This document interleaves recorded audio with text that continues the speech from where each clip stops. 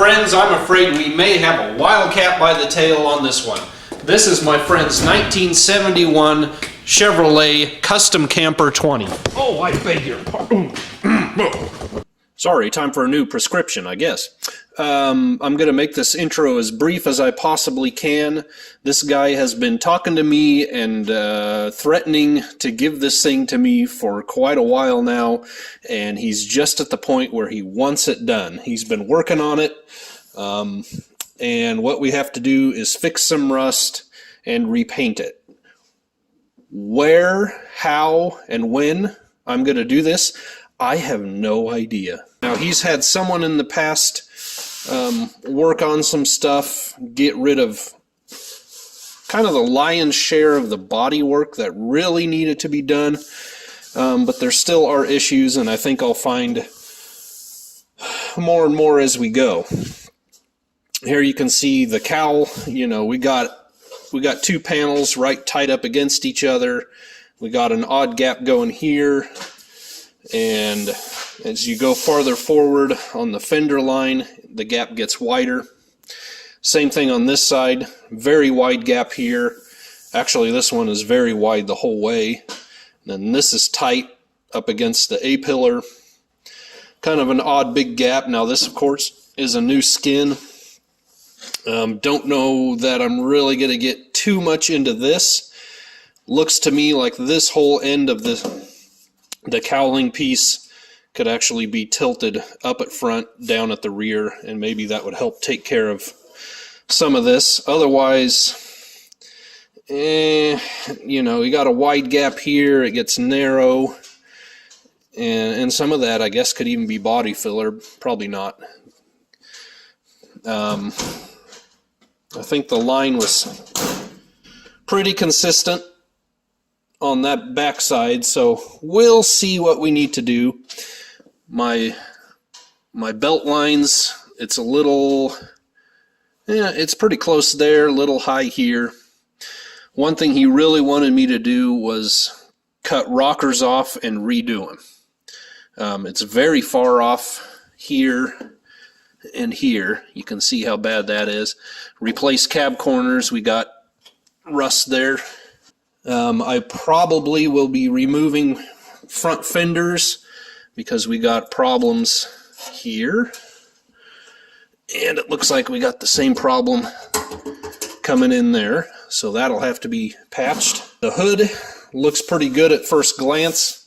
If you put a straight edge on here, however, you got a typical sway back going on. Not very bad. I mean, it's 1/16 of an inch when you put a straight edge over it, but it is noticeable when you get down here. Well, I don't know if you can see that on the camera or not. A lot of work was done on this end. I don't like how the tailgate sits. Here we got it proud of the end of the panel, but it's up against the rubber bumper. That end looks better. Pretty nice and consistent, but there is no rubber bumper in here. So, you know, do we get more picky than the factory was? Probably not. But these are some things that will stand out. This had been kind of mangled or beat up. Maybe the bumper did it when they backed into something at some point. We've got a crack here. That all needs to be re-welded. Somebody came in and fixed a bunch of this stuff but didn't bother fixing everything, I guess. So we'll have to, yeah, see, you got a little raised dimple here, so this has all been pushed up, I guess, and it tried to go that way because of that. So we'll have to pull that back into play. That side looks better. It's just got a little crease there. Down here we can see a very poorly aligned door. Got maybe 3/8 of a gap or a difference there on the bottom. But he stripped most of the interior out. He would like the interior repainted, the metal parts. which I was kind of hoping would not be the case. But nevertheless, we got a bunch of gun rack or coat hanger holes here that we need to fill in. I'd have to look, but I'm thinking most of these are original to the factory for the rear panel. The work where the gas filler is already done. We just may need to sand it out really good. So, yeah, we've got to strip this down, I guess remove instrument panels, glove box, everything. Might as well take the doors off because the jambs aren't going to match, so we're going to have to do all that. And pretty much a complete redo. But that's what we're here to do. Then under the hood here, we have the plain Jane stock 1971 power plant. We got a 292 here, 3 on the tree. No, okay. Obviously, LT1, not sure of the date, doesn't really matter. If he ever told me any particulars about it, I've forgotten them. But very cool, very good, strong engine. He did all the work himself, did a great job. So there we go. I'd love to have this engine in the mid-90s Impala. That would be a sweet riding sedan, But I think maybe what I'll do under here, I'll kind of talk to him and see what he wants me to do. I'm thinking about adding another brace in here to push up. So maybe kind of make one of these for the very center, and then I could add some felt or rubber and just kind of take that sway back out of it, So in order to get this thing done in a timely fashion, which I don't know if that's even going to be possible, I'm going to try to do most of it here. I'm going to start with pulling the bed, front clip, everything up here that I need to, all the sheet metal. It's probably time I start doing a little looking into a storage container or a shed or something. Just see if I can even get into something like that. I don't know, but it's clearly needed. I have no place to put this thing. The upholstery in the 48 Chevy was difficult enough to find a place for all that. So the bed may just have to be outside. Probably what I'll do is loosen it now, and then the first nice day I will bring my truck from work and lift it off, set it outside, and we will go from there. So I'm going to try to not make this a very long, drawn-out process, especially video-wise. I'm not 100% sure how I'm going to do this with videos, but I guess you'll just find out.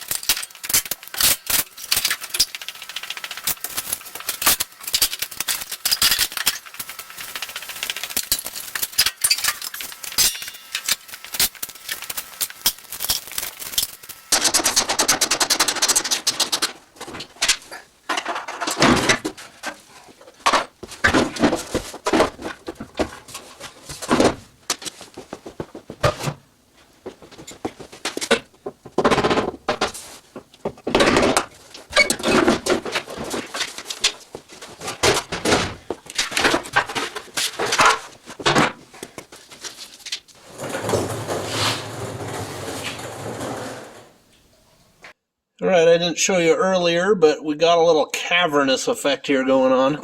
So I think he has a body mount or a brace included in the parts that he sent my way. So that'll be a thing. But yeah, I think we have all the bolts out. We'll do a couple, not crunches, but what would you call them? Reverse squats. Probably get a break my, oh! Are we loose or not? Well, it sort of lifts up. You got this, you got this!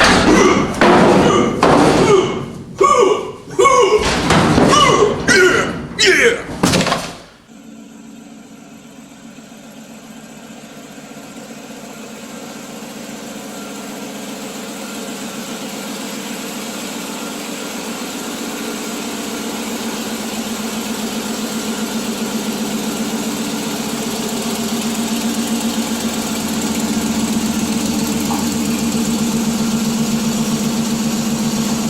It is so stinking chilly in here this morning, I could just sit on this tar by the fire for an hour, you know?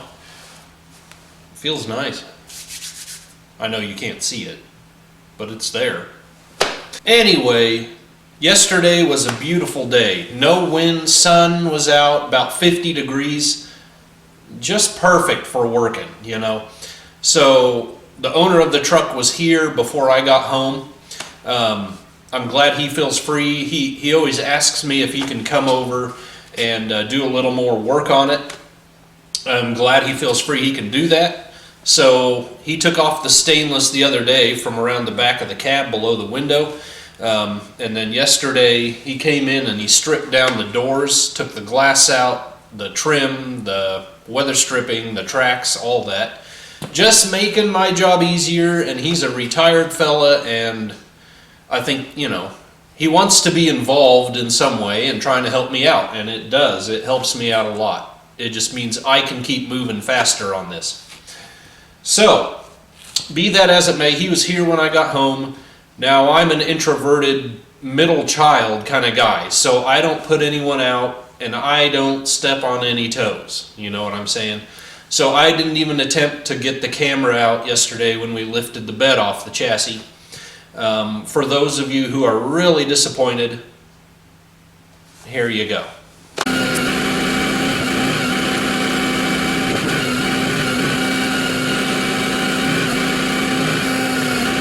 I've done it many times, so I hope that appeased you. I know it wasn't a 71 Chevy, but, you know.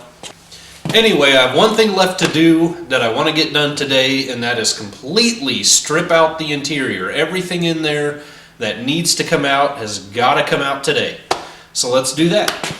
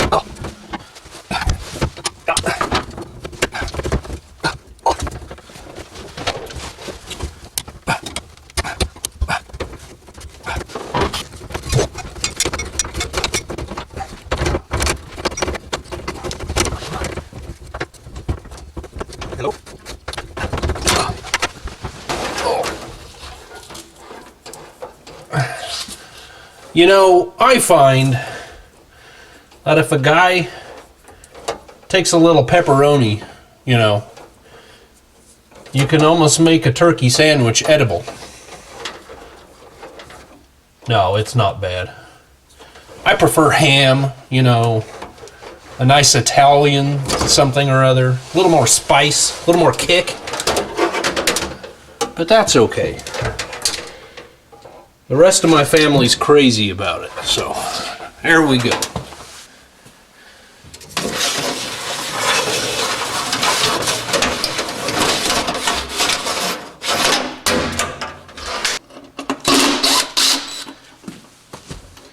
Before Mom does the laundry, I gotta change my socks. Before Mom does the laundry, I've got stinky feet from my kids and on my sheets, yeah.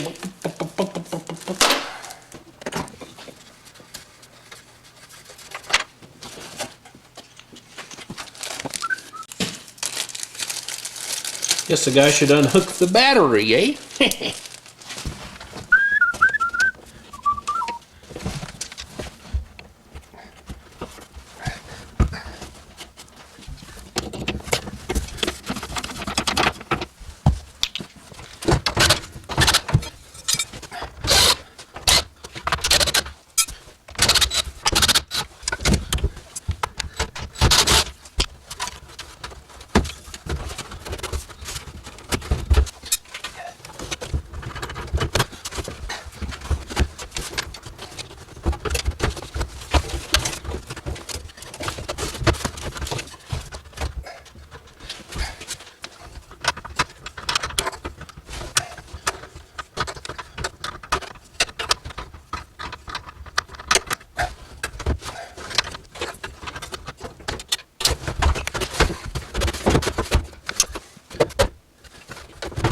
Well, the guy was really hoping he could get the instrument panel out now, but doesn't look like I'm going to with this steering column that's in here until I get the dash pad out. So that or drop the column, obviously, and I was just going to try to leave that in place. So I'll start the struggle with the dash pad.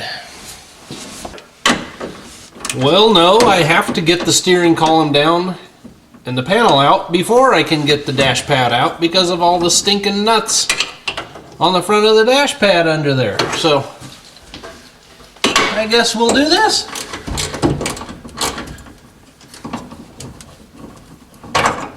I just wish I knew what was going on half the time.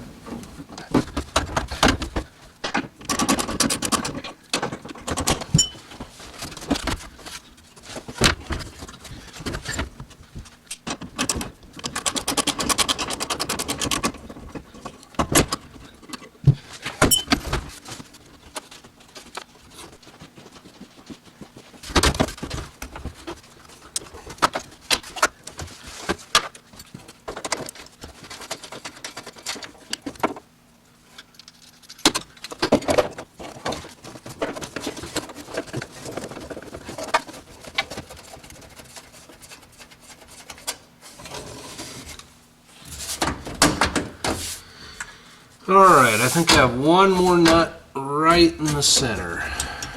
Yeah, right up there. See if I can get that with a ratchet.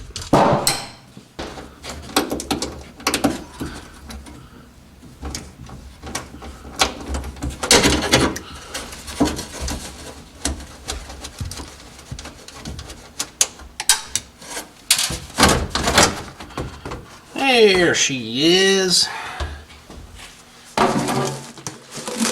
Something's got a hold on me.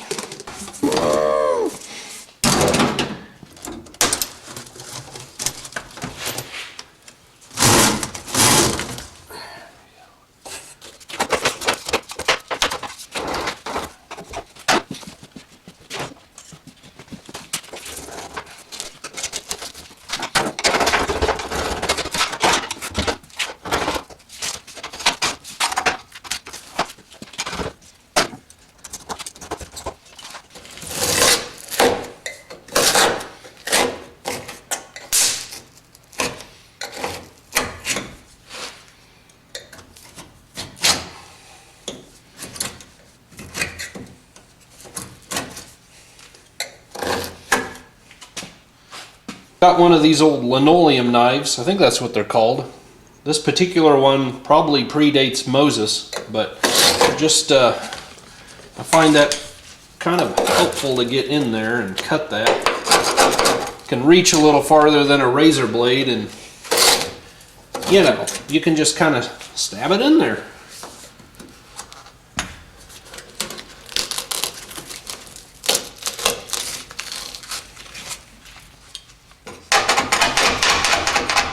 This one's tough.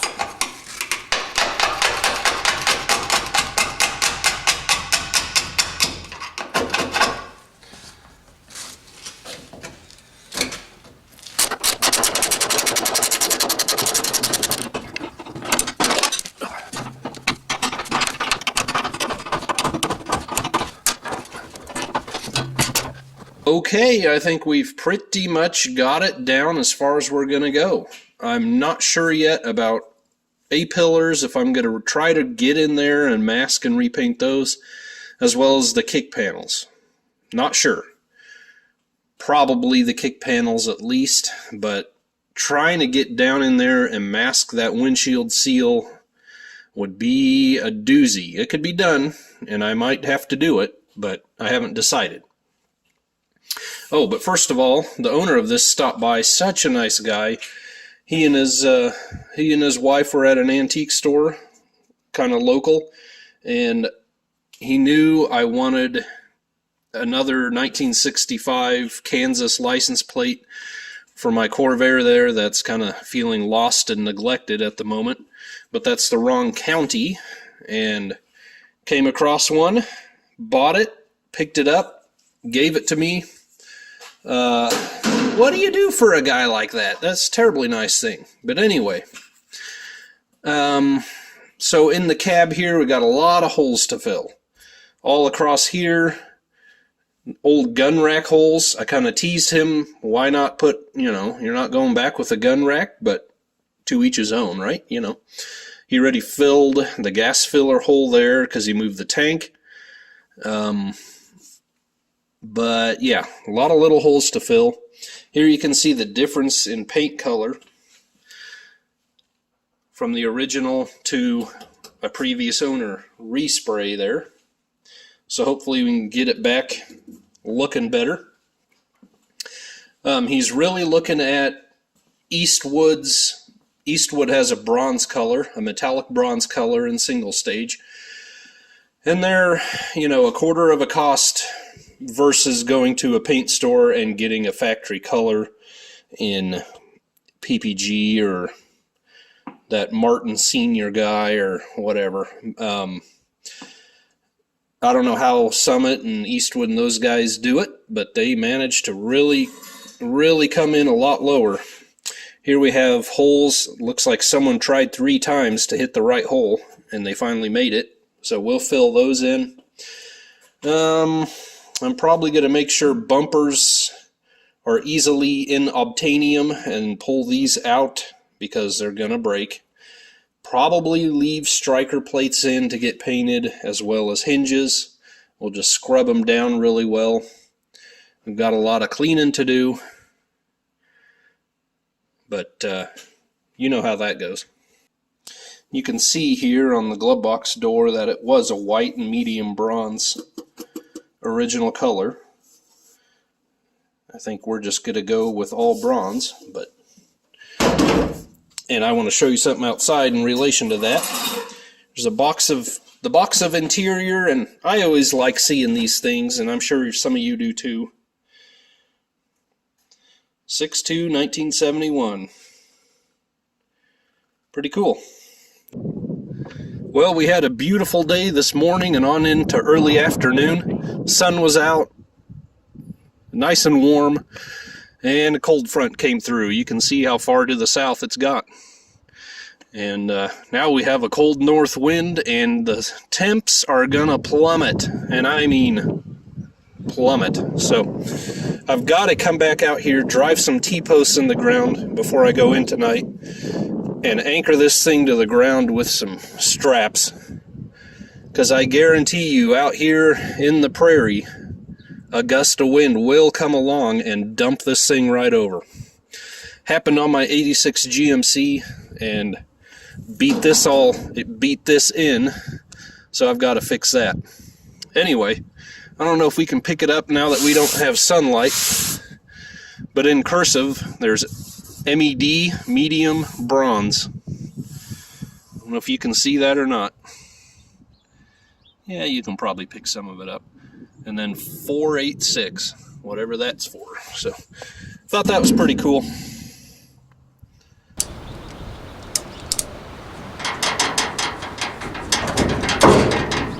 Oh yeah, you ain't going nowhere.